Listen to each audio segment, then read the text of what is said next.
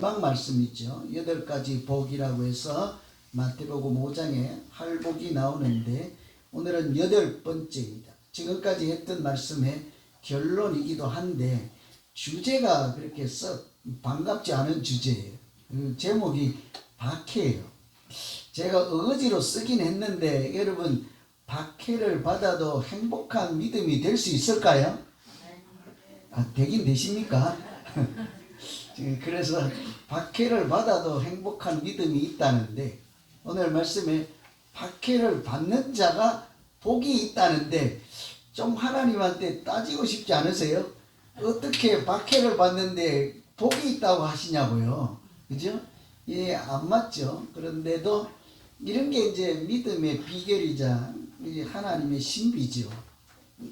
십자가는 죽는 것인데 반대로 하나님은 그 십자가를 통해서 살리시잖아요. 이렇게 역설이잖아요. 그죠? 예, 오늘도 박해는 있는데 행복하다 하니 우리가 이왕 믿음 생활을 할 거면 그런 생각이 들어요. 여기 순서대로 아닌데 여러분 한번 해볼까요? 우리 이제 몸풀기 한번 해보죠. 몸풀기. 1번, 박해도 없고 즐거움도 없는 믿음 생활. 2번, 박해는 있으나 즐거움이 있는 믿음 생활. 몇 번 하실래요? 2번. 박해도 없는 그거요? 아니, 2번이에요. 거짓말을 해도 그렇게 그런 순 거짓말을 하세요. 박해를 누가 받고 싶어 하세요? 그죠? 근데 그 비밀을 아는 사람, 비결을 아는 사람은 박해가 오면, 고난이 오면 달갑지는 않고 좋은 것은 아니나 이것이 전부가 아니라 그 밖에 너머에 있는 신비한 하나님의 경험, 행복, 기쁨이 있는 것을 알면 얼마든지 그 고난을 이기고 재미있는 행복한 믿음 생활을 하게 될 줄로 믿습니다. 이런 말씀이죠. 폴 트루니에라는 사람이 책을 썼는데 고통보다 깊은, 한국어로 번역을 해서 그렇지 원래는 guilt and grace예요. 네, 죄책감, 그리고 은혜 이런 건데 고통보다 깊은 그 끝이에요. 책 제목이. 고통보다 깊은 곳에는 뭐가 있겠어요? 하나님의 은혜가 역사하신다, 이런 내용이겠죠. 실제로 고통이나 죄책감보다 더 깊은 곳에 하나님의 은혜가 있고 그 은혜가 역사하셔서 고난을 통해서 우리를 성장하게 하신다, 이런 내용인 거죠. 거기 보면은 고통 자체는 창조적인 것이 아니지만 고통 없이는 또한 창조적인 사람이 되기 어렵다. 사람을 자라나게 하는 것은 고통이 아니지만 고통 없이는 사람이 또한 성장할 수도 없다. 우리 어린아이들 성장할 때 성장통이라고 하는 게 있잖아요. 그죠? 아프면 돼, 또한 아픔으로 끝나지 않고 자라는 은혜가 있지 않습니까? 고통도 마찬가지로 아프기는 한데 우리의 신앙이나 이렇게 우리의 행복이 자라게 하는 즐거움이 또한 있지요. 우리 믿음 생활에도 이 마찬가지 동일하게 적용할 수 있는 고통 넘어, 고통이 반갑지는 않으나 또 고통 없이는 우리 신앙이 성숙하거나 진정한 하나님이 주신 위로와 은혜를 만나기가 어렵죠. 고통 속에서 하나님이 역사하시기 때문이죠. 초대교회를 예수님 당시 1세기 이럴 때 초대교회를 이렇게 특징 짓는 여러 말이 있지만 마르투스라는 단어가 있어요. 그거는 예수 믿는 사람을 하나님의 증인 그러잖아요. 근데 증인이라는 뜻과 순교자라는 뜻을 동시에 두 가지 의미를 다 갖고 있는 뜻이 마르투스예요. 당시에 예수 믿는 사람들은 곧 순교자였어요. 믿는다 하면 죽을 각오를 해야 하는 것이 예수 믿는 그런 형편이었거든요. 그런데도 어때요, 여러분? 예수 믿는 사람들이 아무리 박해를 해도 없어지지 않잖아요. 당시 성도들은 믿는 것 자체 때문에 박해를 받을 뿐만 아니라 목숨을 걸어야 하고 때로는 정상적으로 살 수도 없고 땅속에, 동굴 속에 숨어서 그렇게 살아야만 했지요. 성지순례 가면 그 굴속을 직접 들어가 볼 수 있어요. 근데 거기에 1년, 2년 숨어서 사는 것이 아니라 10년, 20년도 아니고 100년을 넘게 땅 속에서 살아야 했지요. 그런데 결과는 어떻습니까? 아무리 박해를 하고 고난이 심할수록 오히려 그들의 믿음은 자라고 그들의 행복은 뺏기지 않고 더 마음속에서 누구도 빼앗을 수 없는 평강이 자리하고 뿐만 아니라 교회는 점점 더 부흥하게 되었죠. 사도행전을 읽어보시면 마지막에 무슨 일이 있든지 결론이 뭐래요? 믿는 사람들의 수가 날로 더해졌더라 이랬지 않습니까? 사도행전은 고난의 책이라고 할 수 있어요. 복음을 전하는 곳마다 항상 박해 이야기가 가득하고 되풀이되는 것이 사도행전이잖아요. 그래서 예수 믿는 사람들이 고난을 당할수록 오히려 그들의 즐거움, 행복, 기쁨도 이렇게 늘어나는 것을 흔히 볼 수가 있습니다. 오늘 같은 말씀이잖아요. 의를 위하여 박해를 받는 자가 복이 있다. 이게 서로 상충해서 이해하기가 어려운 말씀인데 이렇게 예수 믿는 이 믿음 생활 하다가 고난도 겪어보고 또 하나님이 주시는 은혜도 고난 속에서 만나본 사람들은 아멘 할 수 있는 거예요. 박해받는 자, 고난을 당할지라도 그런 사람들이 진정한 행복한 사람이다. 박해가 참 힘들고 이렇게 어렵지만 하나님께서 오늘 단순한 복이 아니라 천국을 소유하는 복을 주신다 하잖아요. 아까 1번, 2번 답이 잘 안 되시는 분들 있잖아요. 한번 생각해 보세요. 그냥 편안하고 무탈한 그냥 인생을 살 것인가? 좀 2번 어렵고 고난이 좀 있을지라도 천국 가는 인생을 살 것인가? 어르신들 보고 편안히만 사시다가 딱 한 가지만 하지 마세요. 천국만 가지 마세요. 그러면 나 그냥 잡아 죽이려고 그럴 거예요. 그죠? 그러지 않겠습니까? 아무리 어떻게 살든지 우리의 소원은 통일이 아니라 하나님 나라이지 않겠습니까? 그죠? 그렇거든요. 우리 믿음 생활, 그래서 저도 기도하기를 여러분을 생각하면서 일주일 동안 또 어제 특히 밤에 기도하면서 우리 모두의 믿음 생활이 고난도 없고 좋긴 하죠. 근데 고난도 없고 즐거움도 없는 믿음 생활보다는 고난이 힘들긴 해도 고난이 있을지라도 하나님께서 주시는 복이 있어서 천국을 소유하는 행복한 믿음 생활이 되시기를 저도 그렇게 기원하겠습니다. 좀 어려우면 좀 잘 참으시고요. 안 어려운데 천국 못 가는 인생이 아니고 좀 어려움이 있어도 잘 이기시고 하나님의 은혜 가운데 살아가는 믿음 생활이 되기를 기원합니다. 어떻게 의를 위하여 박해를 당할지라도 하나님께서 행복하게 해주시고 또 천국을 소유하는 복을 누리는 믿음 생활을 할 수 있을까? 어떤 사람들이 그럴까? 의를 위하여 라는 데 답이 있는 거죠. 단 한 가지잖아요. 박해를 받긴 받는데 그냥 박해를 받는 게 아니에요. 교회도 안 나오고 뭐 이렇게 자기 마음대로 살고 맨날 죄를 짓고 그래서 감옥 가서 힘들게 사는 사람, 그렇게 어려움을 당하는 사람, 그 사람을 복 있다 하지 않고 박해를 또 당하고 고난이 있기는 한데 당하는 원인이 의를 위하여일 때만 하나님이 복이 있다 이러잖아요. 그래서 우리가 깊이 생각할 대목은요, 의를 위하여라는 그 말 단 한마디예요. 의를 위하여 사는 믿음 생활 뭘까죠? 고민해 보셔야 돼요. 저도 잘 몰라가지고 이 책도 저 책도 찾아보고 고민하다가 하여튼 오늘 교회 오기 싫은데 오긴 왔는데 잘 몰라가지고 이따가 잘 알면 좀 알려주세요. 의를 위하여라는 게 뭘까? 의를 위하여 고난을 당할지라도 의를 위하여 살면 하나님이 행복하게 하신다. 그 비결을 참 잘 알고 싶어요. 그죠? 우선은 오늘 말씀이나 여러 앞뒤를 보면 예수님 닮은 자로 사는 믿음, 그런 믿음 생활을 하나님은 행복하게 하신다. 이렇게 해석할 수가 있습니다. 의를 위하여라는 말을 우리는 세상적인 그냥 언론 들 때 의로움, 뭐 독립투사 이런 것처럼 정의를 위하여, 공의를 위하여 이렇게 생각할 수가 있는데 항상 말씀드리지만 성경에서 의라고 하는 것은 하나님과 바른 관계 안에서 살아가는 것을 의라고 하거든요. 그래서 하나님과 바른 관계를 잘 유지하고 지키고 예수 그리스도를 따라가는 그 길에 이탈하지 않는 그런 사람들을 하나님은 아름답게 하신다. 이런 걸. 바른 관계라고 해도 뭐가 바른 관계일까? 이런 또 고민이 생기잖아요. 조금만 더 또 풀어서 해석해 보면 세상 사람들의 가치관, 세상 사람들의 그 세속적인 가치관과 타협하지 않고 하나님 말씀을 선택할 때 오는 불편함, 이런 것을 의를 위하여라고 할 수 있어요. 그래도 좀 어려우면요, 제가 여러 군데 찾아보다가 그래도 우리가 얼른 알아먹겠다 싶은 표현이 로이드 존스 목사님, 유명한 목사님 있는데 그분은 이렇게 쉽게 이렇게 짧게 의를 위하여라는 말은 예수님을 닮아가는 믿음 생활이다. 이렇게 쉽게.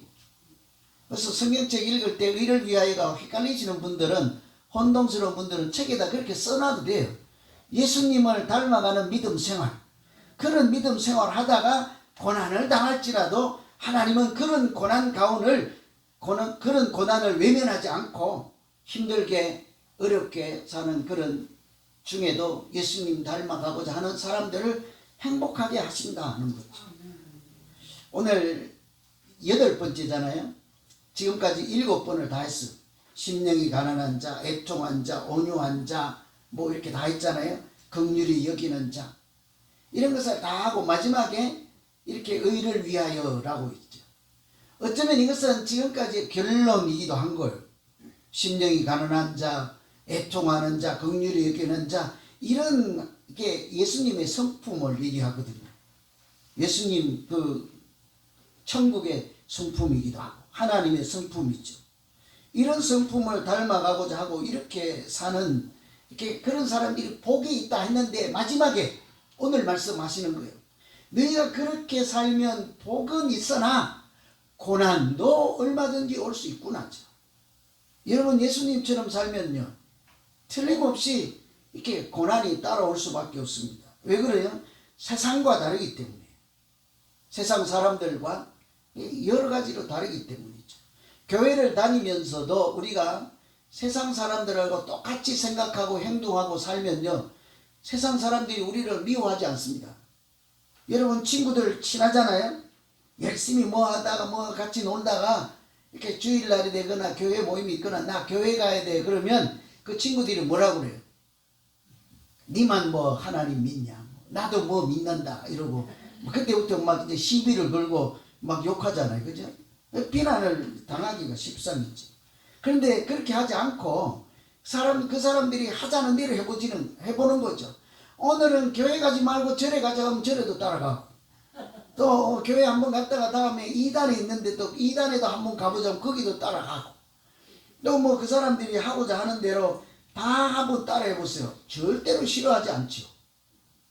비난당할 일이 없습니다. 그런데 그렇게 하지 않고 주님 하신 것처럼 하나님을 사랑하고 이웃을 사랑하고 원수도 사랑하고 세상 사람들하고 달리 구별된, 그래서 주일날은 세상으로 산으로 놀러 가지 않고 교회에 나와서 하나님 앞에 찬송하고 예배를 드리고 그렇게 살아보세요. 은연중에 싫어하는 사람들이 있고 비난하는 사람들이 이렇게 있기 마련이죠. 이 예를 들면 앞에 여러 가지 7가지 나왔잖아요. 심령이 가난한 자, 뭐 온유한 자, 애통하는 자, 긍휼히 여기는 자 나왔잖아요. 요 바로 앞에 말씀은 화평하게 하는 자는 복이 있나니 그렇게 했잖아요. 하나님의 아들이라 일컬음을 받을 것이다. 평화를 만드는 사람. 세상 사람들은 그래서 노벨 평화상이라는 것까지 주잖아요. 얼마나 그게 받고 싶은지. 어떤 분은, 여러분 다 아시는 분은 나 그 상 안 주면 가만 안 두겠다 막 협박까지 하는 사람이 있긴 있더라고요. 그래서 결국은 소문에 들으니까 그 메달을 자기 손에 넣긴 했더라고. 그죠? 얼마나 그래요. 그 세상도 평화를 만드는 사람들을 존중하고 뭐 20억인가 뭐 엄청난 돈을 주기도 하고 명예를 주고 그러잖아요.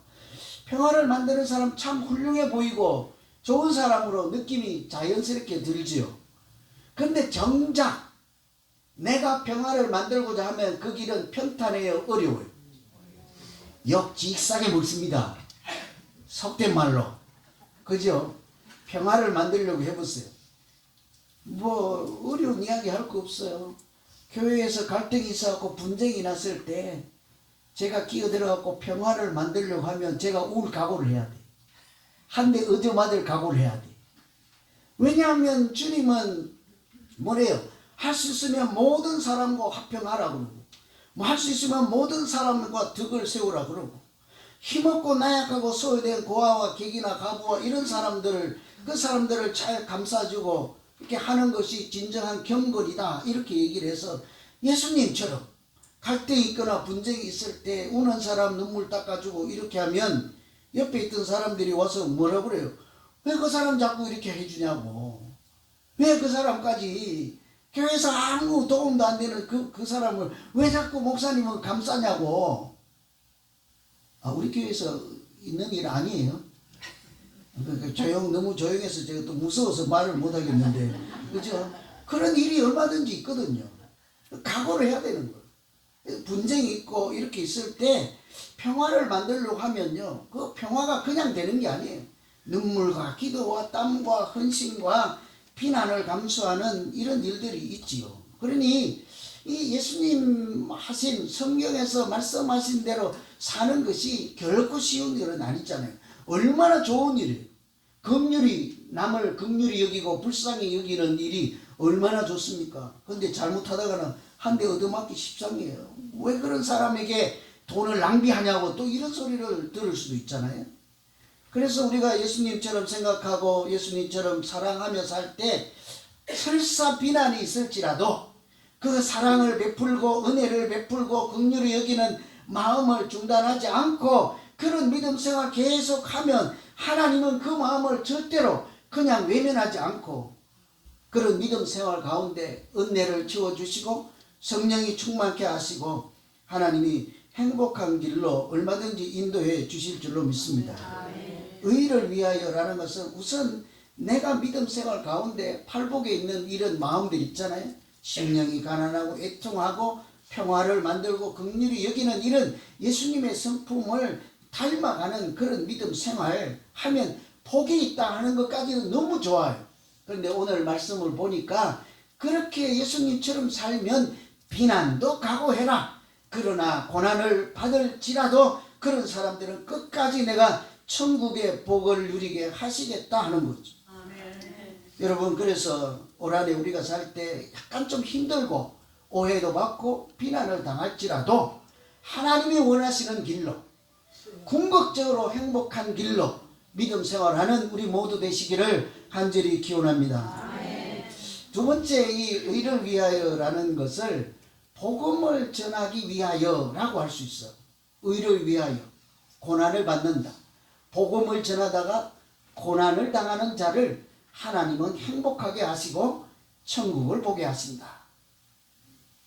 여러분, 전도를 하다가 다른 사람에게 선교를 하거나 하다가 하나님 나라를 경험하는 사람들이 얼마나 많습니까? 오늘 11절에 보시면 나로 말미암아 너희를 욕하고 박해하고 거짓으로 너희를 거슬려 모든 악한 말을 할 때는 너희에게 복이 있다. 다른 사람에게 안 좋은 소리는 다 듣는 거예요. 욕하고 박해하고 거짓으로 악한 말을 꾸며대는 이런 말을 듣는 사람. 근데 우리가 전도를 하지 않으면 이런 경험을 하기가 참 어렵죠. 욕을 먹을 일이 없습니다. 그러면 12절에 기뻐하고 즐거워하라. 다른 사람들이 욕하고 비난할 때 즐거워하라 하는 거예요.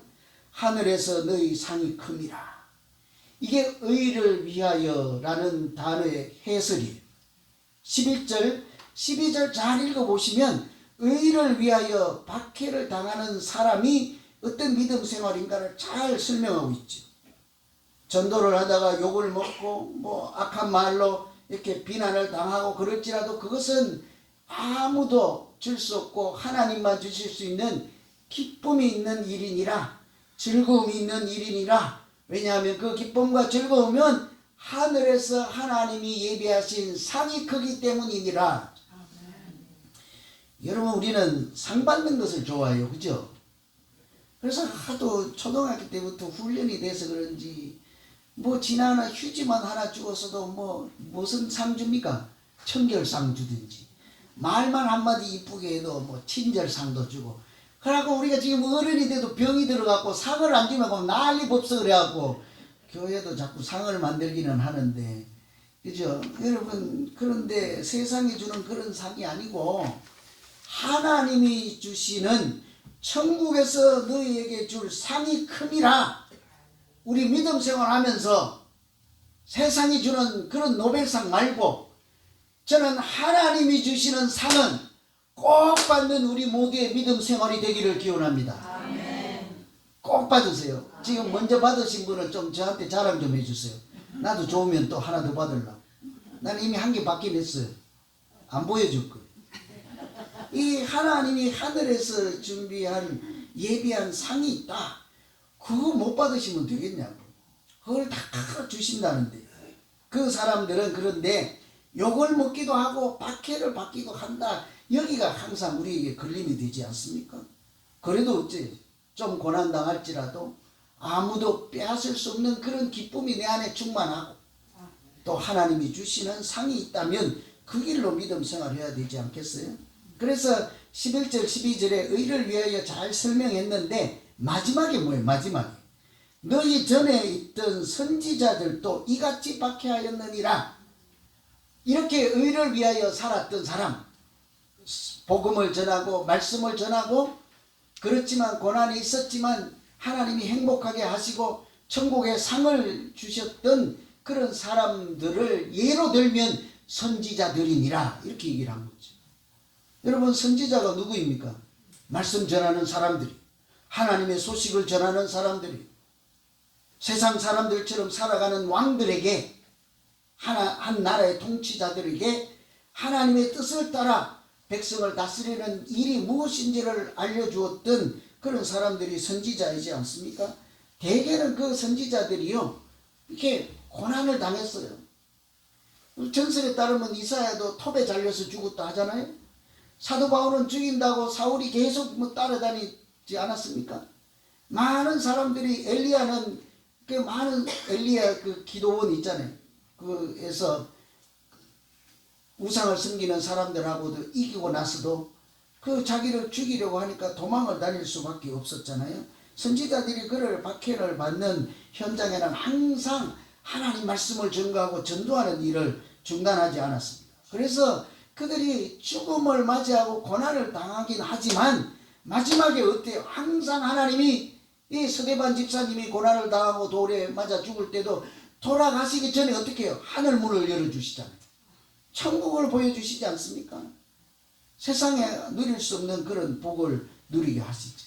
흔히요 전도를 설명할 때 빛과 어둠의 충돌이다 이렇게 표현해요. 전도는 빛과 어둠의 충돌이다. 이 전도라고 하는 것이 우리가 빛의 사자잖아요. 소금과 빛이라고도 하잖아요. 그래서 하나님의 생명의 빛, 진리의 빛을 들고 세상에 나가면 그 어둠의 빛이 싹 비치잖아요. 그럼 거기 온갖 더러운 것들, 죄들 이런 것이 다 드러나니까 그 어둠에 살던 익숙해 있던 사람들이 우리를 싫어하죠. 그냥 좋은 대로 지금까지 했던 대로 산다. 그냥 내버려 두라. 왜 와서 난리 구시냐 이러면서 우리를 배척하죠.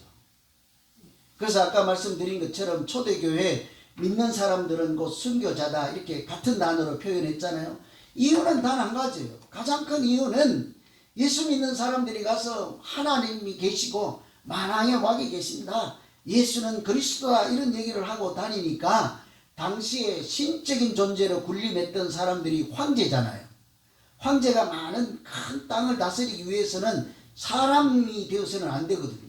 나라를 다스리기 위해서 자기는 신과 같은 존재가 되어야 한마디 하면 그대로 다 이루어지거든요. 자기를 신으로 숭배하라. 그리고 정말로 매일 아침에 가서 예배드리게 하고 자기를 신이라 이렇게 주장하며 살고 나라를 통치했는데 어느 날 이렇게 와서 아니다. 하나님이 따로 계시고 만왕의 왕이 계신다. 이런 얘기들을 하니까 가만둘 수가 없는 거죠. 그래서 그 예수 믿는 사람들을 잡아다가 옥에 가두고 못 살게 하잖아요. 옥에 가두는 것은 아주 점잖은 태도예요. 아주 신사적인 방법이에요. 옛날에는 예수 전하고 예수 이름을 전하고 복음을 전하면요 옥에 가두는 일은 아무것도 아니에요. 그냥 살아있는 사람에게 짐승의 가죽을 입혀가지고 사자 있는 데다 던져봐요. 그 사자는 걔가 짐승인 줄 알고 사람인 줄도 모르고 덥석 물어서 자기 먹이로 살면 뭐 그 자리에서 목숨을 빼앗기는 것이지 않겠습니까? 뭐 이로 말할 수 없는 일들 있죠. 아까 동굴에 숨어서 사는 것은 다반사고요.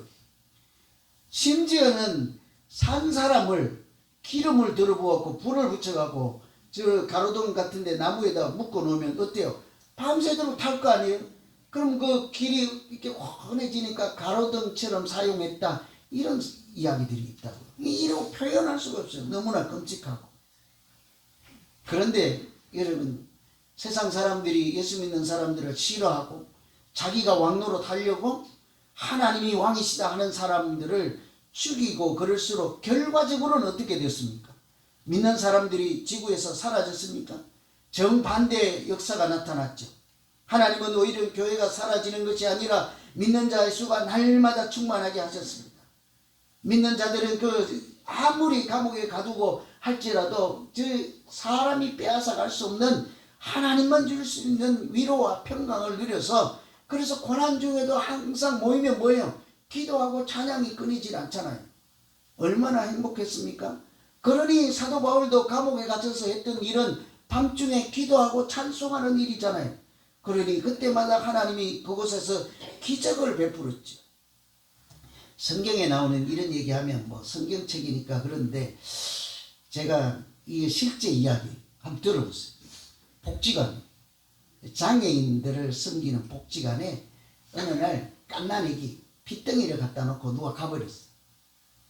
애기가 앵앵앵 그러니까 그 복지관 원장이 나가서 보니까 핏덩이가 누워있는 거예요. 어떻게 해요? 경찰에 신고하고 이렇게를 돕는 거예요. 애기 생명을 살려야 되니까. 데려다가 따뜻한 데 눕혀서 젖을 먹이고 이렇게 따뜻하게 하고 생명을 살리고 이렇게 보살피다가 이제 입양을 시켜야 되겠다, 어디라도 보내야 되겠다 그런 생각을 하면서 우선은 키우는 거죠. 그런데 시간이 지나고 알리고 해도 아무도 안 데려가요.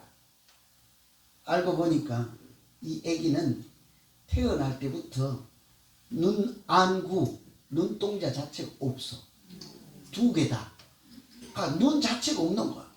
그러니까 그 엄마가 키울 수가 없으니까 감당이 안 되니까 그곳에다 놓고 갔겠죠. 또 자기가 이제 복지원 원장도 이 아이를 살려서 이렇게 자라게 하는데 입양을 시키려고 해도 아무도 데려가지 않는 거죠. 그래서 그 다른 장애인도 돌보는 복지관이니까 얘도 그냥 그 중에 한 명으로 이렇게 데리고 있다가 어느 날 이 사람이 내가 아이를 낳지 않고 이 얘를 이 아기를 내 친자로 입양을 해야 되겠다 하고 양자로 그냥 자기가 부모 노릇을 한 거죠. 실제로 자기 그냥 돌보는 대상이 아니라 내 딸로 삼겠다 하고 자기 아들을 낳지 않고 얘를 키우는 거예요. 잠시 데리고 있고 보내야 되겠다 그런 게 아닌 거죠. 그런데 얼마나 눈물을 겪겠습니까? 어릴 때부터 교회 다니는 사람이.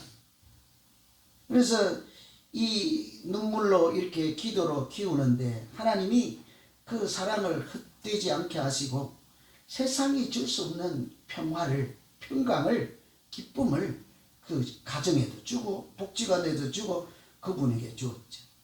이렇게 이제 꼬마가 아기가 보지는 못해도 예배 드릴 때 교회에다 갖다 풀어놓으면 우리가 아까 성가대 한 것처럼 성가대 반주를 하고 하면 보이지 않으니까 그 소리 나는 곳으로 쫄랑쫄랑 따라 그 근처에서 이렇게 있다. 그리고는 예배가 끝나면 성가대에 불렀던 그 찬양을 손으로 고사리 손으로 띵똥띵똥띵똥 하는 거예요. 여러분 놀라지도 않죠? 걔가 피아노 본 적 있어요 없어요? 어떻게 생겼는지 알아요 몰라요? 배운 적이 있어요 없어요? 불가능한 일이에요. 있을 수가 없는 일이에요. 그런데도 예배 시간만 오면 이렇게 소리가 나면 그쪽으로 와서 했다가 불렀던 띵똥띵똥 해서 하도 신기하니까 사람들이 짓궂기도 하잖아요. 생전 듣지도 보지도 못한 노래를 불러볼 테니까 네가 쳐봐라 하면 그 음을 그대로 잡고 탁 하는 거예요. 천재가 태어난 거죠. 상상할 수 없는 일이 벌어진 것이지 않겠습니까? 이 얘가 한 3살, 4살 이 꼬말 때는요, 복지관에 이제 장애인들이 모여서 사니까 얼마나 침울하고 암울하고 소망도 없고 재미도 없고 항상 그렇잖아요. 그러면 얘가 삼촌, 이모, 오빠, 뭐 고모 이렇게 다 오라고 해가지고 고사리 손으로 띵동띵동 주면서 우리 이제 찬양합시다. 그러면 이렇게 다 모여갖고 얘가 반주를 하면서 찬양을 같이 불러. 처음에는 아무 생각 없이 모였죠. 오기 싫은데도 모였죠. 그런데 꼬마가 아기가 피아노를 치는데 찬양을 부르다 보면 울상으로 왔던 사람들, 화를 내면서 왔던 사람들이 다 천사같이 달라지는 거예요. 그 장애 복지관이요 천국으로 바뀌는 거예요. 기적이지 않습니까? 근데 제가 놀란 것은 이 아기가 자라서 이렇게 이제 한 대학생 정도 됐어요. 한국 경기도 포천에 있는 장애인 복지관 이름도 다 알았지. 그런데 이제 대학생 정도 됐는데 저는 이 아기도 훌륭하게 자라서 그것도 참 기적 같은 일인데 그 어머니가 참 훌륭하잖아요. 그죠? 여러분 이 어머니가 그 아이한테 전도를 한 거잖아요. 얘가 하나님 본 적 있어요? 성경책을 본 적 있습니까? 십자가를 본 적이 있습니까? 아무것도 보고 듣지도 못하고 아무것도 없는 그 아이에게 어떻게 하나님의 이름을 가르쳤죠? 어떻게 예수라는 주님이라는 것을 알게 했죠? 어떻게 은혜라는 것을 알게 했습니까? 그 피덩이를 갖다가 자기 품 안에 안고 자기가 기도하는 것을 보고 자기가 믿음 생활하는 것을 보고 사람들이 비난하고 또 비난할지라도 그 어린 영혼을 품에 안고 살아가는 사랑을 베푸는 일을 중단하지 않을 때 그 고통보다 깊은 은혜를 하나님이 주시고 그렇게 중단하지 않을 때 세상이 채워줄 수 없는 행복과 평안을 하나님께서 주신 줄로 믿습니다. 아멘. 그러니까 이 어머니가 많은 비난을 받기도 해요. 아기를 키워서 후원금을 갈취한다. 뭐 이렇고 저렇고 온갖 억울한 비난을 이렇게 당하지만 지금도 그 일을 중단하지 않죠. 놀라운 것은 그 아이가 이제 대학생이 됐어요. 여기저기 가서 피아노에 가서 상도 타요.